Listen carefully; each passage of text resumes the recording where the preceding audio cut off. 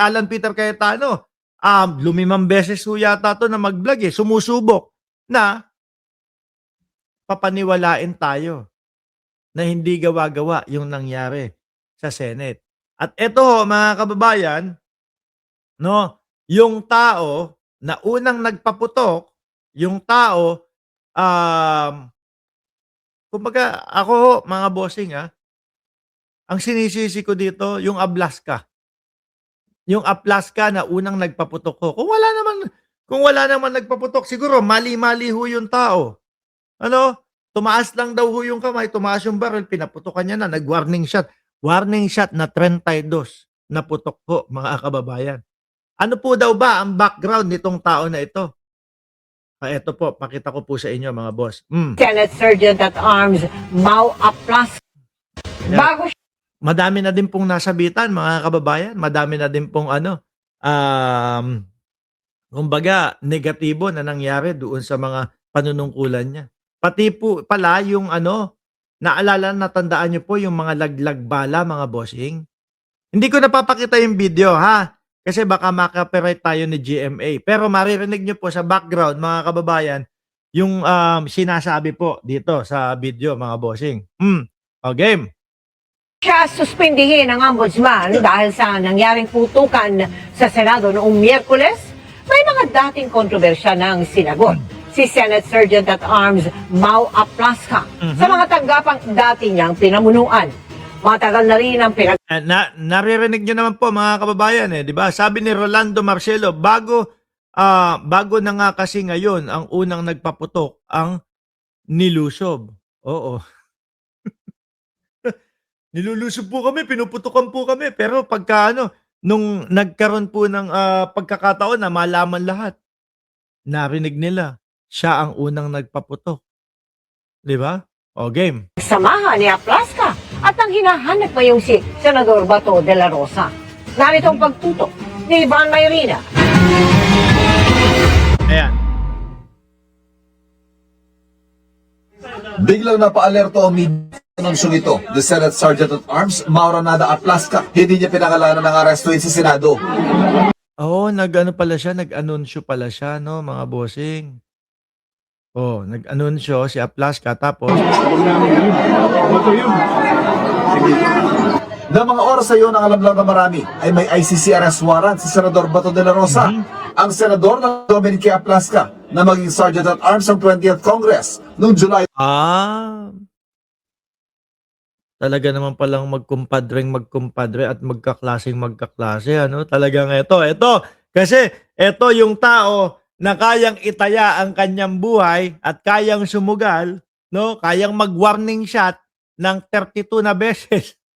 Kaya ito ang sasabihin ko at ang gusto ko na maging Sergeant at Arms ng Senate. Biruin mo, saan ka ba naman ho nakakita, mga kababayan? 32 kung mag-warning shot. Di ba? 32 kung mag-warning shot. O kaya nagustuhan ni Bato de la Rosa. Ganyan po ang style at ang mga gusto ng mga DDS, mga bossing. Di ba? 2025. Ang kanilang pinagsamahan, nagsimula pa na maging magkaklase sila ni Aplasca sa Philippine Military Academy o PMA. Habang naroon ayon mismo kay De La Rosa, isa si Aplasca sa mga tumulong sa kanya sa Academy, lalo't pareho sila tumong Davao Region. 1987, na magtapos si Aplasca sa PMA. February 2026 lang ang palitan siya bilang Sergeant at Arms ni Edgardo Rene Samonte, isa rin PMA graduate. Si Samonte na ang pinuno ng Senate Security. Namuntik maisilbi kay De La Rosa ang ICC warrant itong Lunes. Ayun,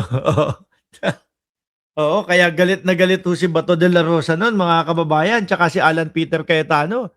Ito yung mga pagkakataon at ito po yung senaryo doon sa loob ng Senado, mga kababayan, na sumusugod si Bato de la Rosa. Sir, kung ikaw ang senador, no, ako ang nasa posisyon mo, iaalay ko ang buhay ko sa'yo para hindi ka ma-aresto. Yan yun. Ikaw ang senador, sir. Ako sa Sergeant at Arms. Magpapakamatay. Ayan. Kung ikaw, senador, sir, ako ang Sergeant at Arms, sir. Magpapakamatay ako para sa iyo, sir.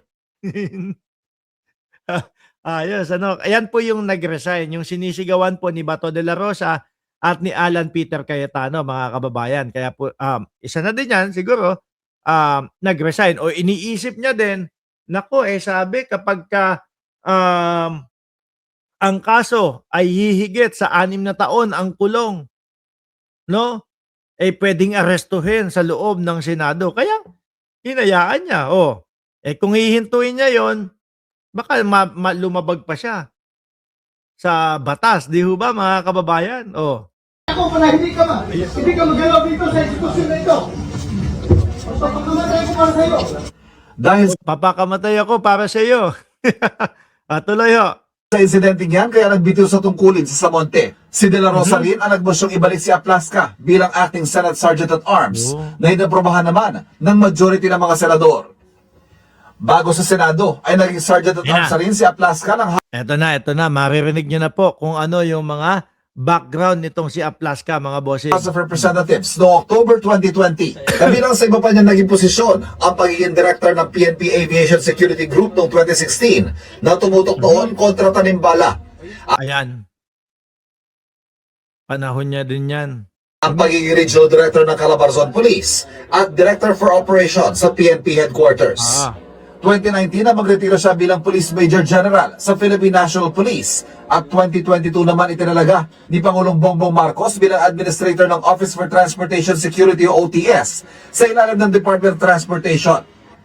Si Aplasca naman Sa ilalim, nung naitalaga sa Department of Transportation, dito nga nahuli yung babae na pumitik yata ng $300.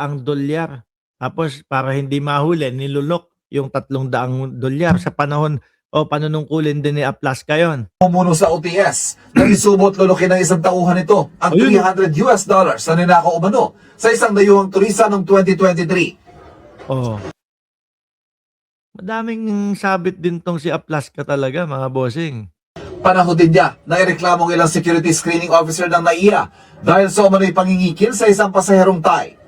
Kinalahunan ay nagbitiw si Aplasca matapos ang banta ni dating House Speaker Martin Romualdez na haharangin ng 2024 budget ng OTS at DOTR. Parang hindi po maganda na because of me, na-sacrifice po ang buong departamento. Kaya ako po nalulungkot kasi instead of yung focus ay mapunta doon sa mga tiwali, na bakit na nagtatanong nga ako sa sarili ko, bakit naman napunta sa sarili ko? The problem in the airport is not a simple problem, but in fact, it's a system. Okay.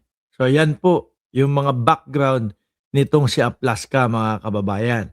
Ngayon, nasaan na tayo? Pumunta muna tayo dito kay Alan Peter Cayetano ho ulit, mga bossing. No? Ni Secretary, Ito. Ano ba yung sinasabi ni Peter Cayetano dito? I'd like to clarify na agad-agad sinecure yung CCTV.